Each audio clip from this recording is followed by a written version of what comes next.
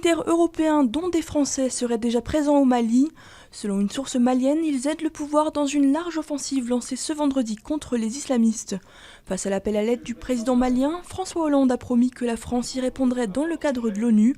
La France qui demande à ses ressortissants non indispensables de quitter le pays.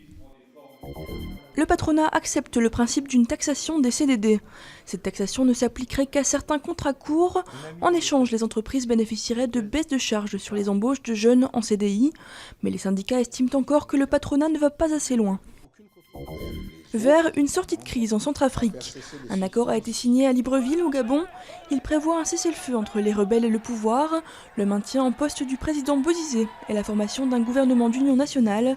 Des législatives seront organisées au terme d'une transition de 12 mois.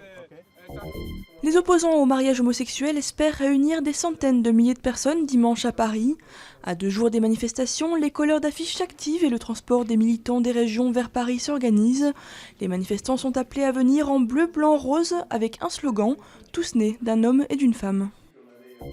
Marseille s'apprête à plonger dans un grand bain culturel. Elle devient capitale européenne de la culture à partir de samedi et pour un an.